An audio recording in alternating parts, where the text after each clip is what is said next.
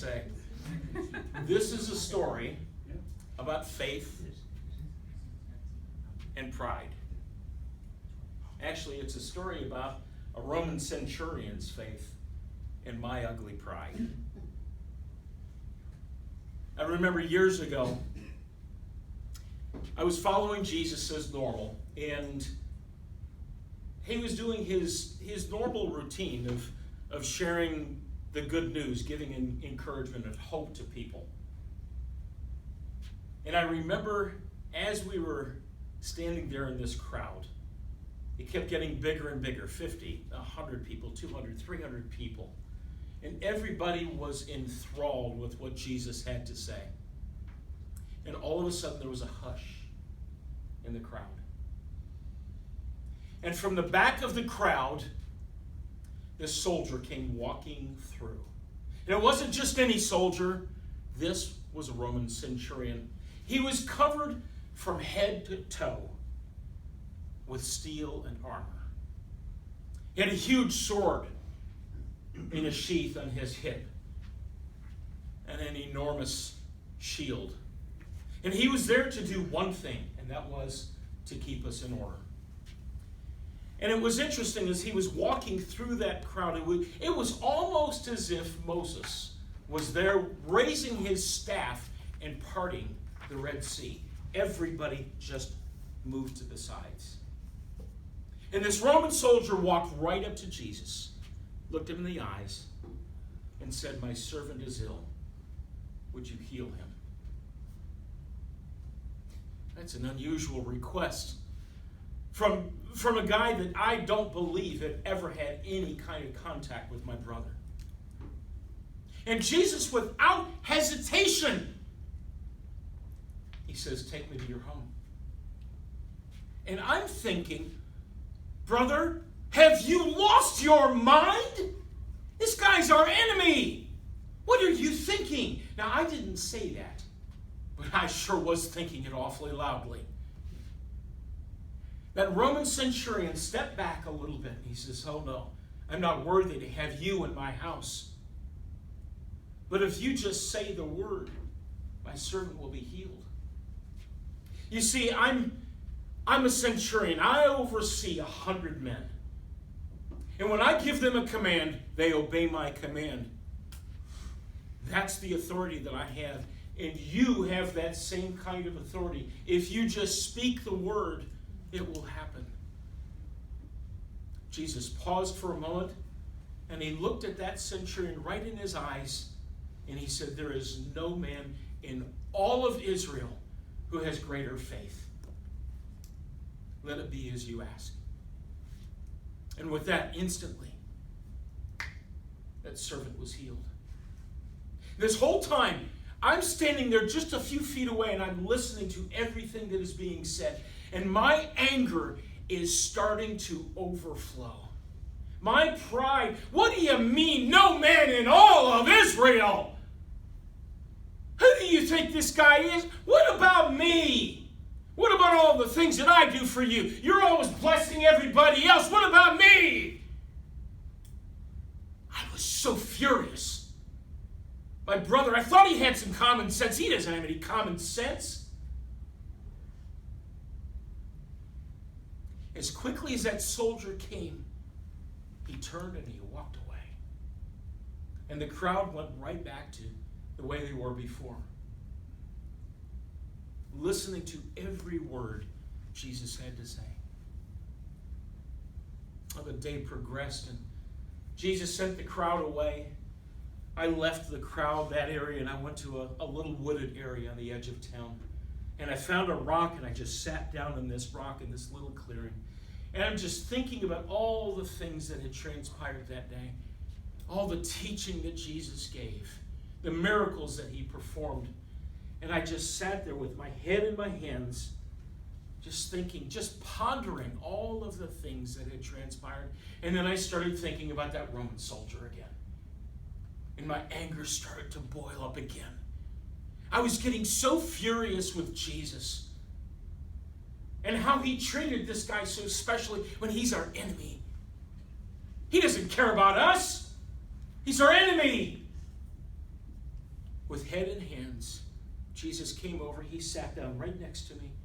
I was so engrossed in my anger and my self-pity, I didn't even know that Jesus had come over. And he sat there for a minute or two. And then he reached his arm around me and he hugged me. And he says, "It's okay, James. I forgive you. I still love you." He hugs me again. And he got up and he walked away.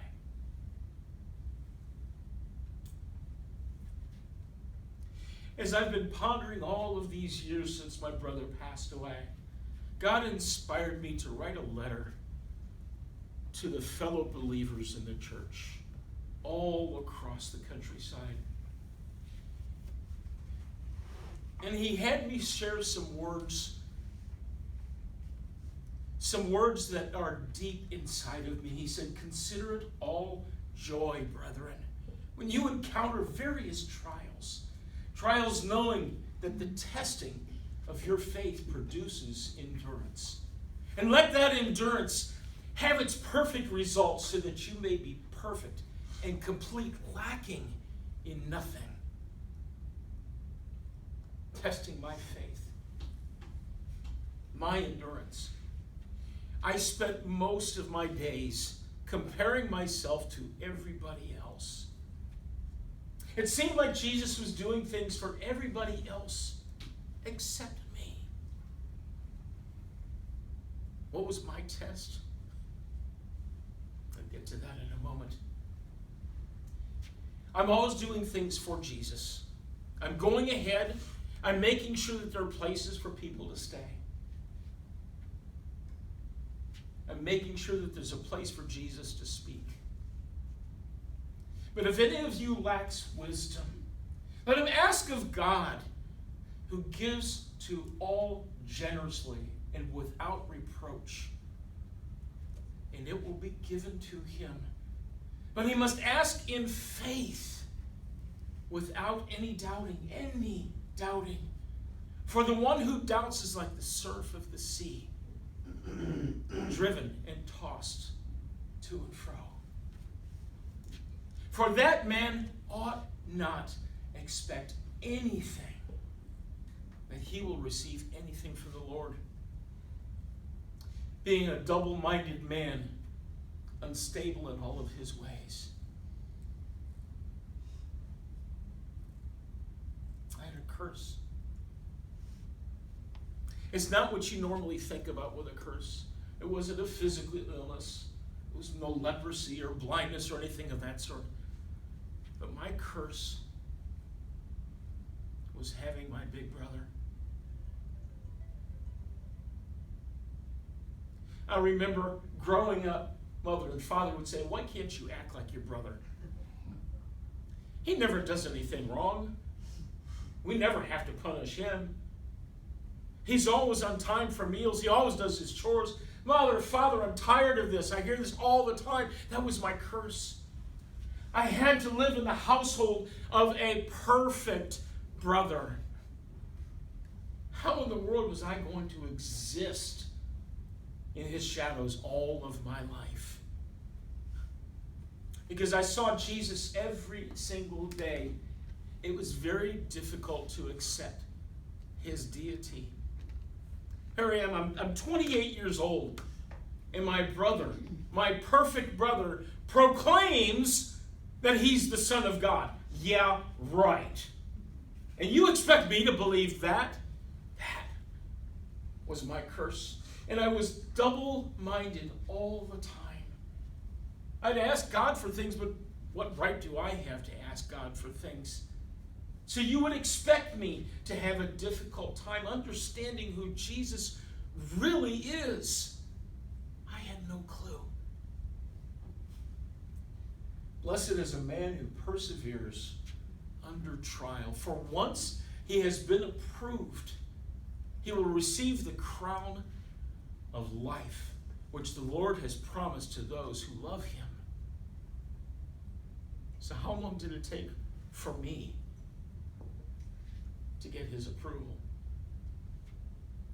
He said I was always approved. But I felt like I had to perform. I had to meet up to his standards, which were so high. What were my trials? My biggest trials, frankly, were my unbelief. I just didn't believe. How could I possibly have been living for all those years with the Son of God? I don't know anybody that could do that. And believe immediately.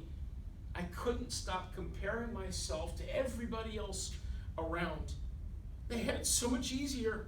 They didn't know my brother when we were playing in the fields or working in Father's shop. They didn't know him the way I knew him. How could he possibly be the Son of God? I realized when I was starting to get Jesus' approval. I remember going back and sitting on that rock, and my anger and my pride and my lack of faith was so intense. And Jesus gave me my approval. When he sat down next to me and he hugged me and he says, "James, it's okay. I forgive you. I still love you." That was when I started to get my approval. This you know, my beloved brethren, but everyone must be quick to hear, slow to speak, and slow to anger. For the anger of man does not achieve the righteousness of God. Looking back on that scene where Jesus is healing the servant of that Roman centurion, my anger went off the charts. I had so much I wanted to say, but thankfully I had listened to him a little bit, and I was slow to speak then. But I wasn't slow to anger. And Jesus taught me such a valuable lesson about being slow to anger in everything that I do. Why would Jesus do anything for me? Why would Jesus do anything for this Roman soldier? The guy was our enemy. Why in the world would Jesus even volunteer to go to the guy's house? Jesus' response was simple. "James, I forgive you, and I love you." And I think back, and as that resonates in my heart and in my head over and over and over again, how many times do I need to say, "I forgive you, and I love you"? How many times do we have to do that? Day after day. I replayed that scene over and over in my head so many times. As I was writing this letter to the church, God inspired me to put these words down. They were in the forefront of my mind. But prove yourselves doers of the word, not just merely hearers who delude themselves. For if anyone is a hearer of the word and not a doer, he is like a man who looks at a mirror, at his natural face, and once he has looked at himself, he turns and he walks away immediately, having forgotten the kind of person that he was. Day after day, I would watch Jesus. I would listen to his words, his teaching, his stories, his encouragements. I'd listen to all of these things so intently and promising I'm going to do these things. And the next thing I know, I'm walking away doing the exact opposite. And I have totally forgotten everything that he had said. I wasn't thinking about it. I was thinking about me and my pride. What do I get? What do I want? I couldn't think clearly about things. I observed and could not let go of the past of growing up with Jesus. In thinking of him just as my brother, instead of thinking of him as the Son of God. And because of that, my past oftentimes controlled where I was at that very moment. And so often, those past memories still control me today. I had to be confronted with truth repeatedly. And that's why I wrote these words. I had to be confronted with truth.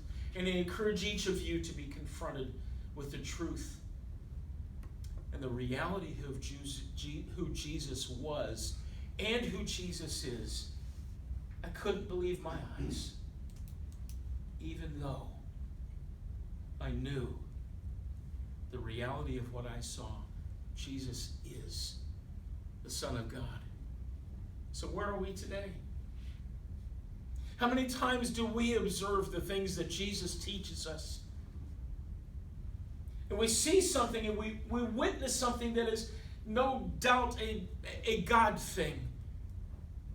But yet we walk away, we either ignore it or we just put it on the shelf to maybe pull it off the shelf later on if we need it.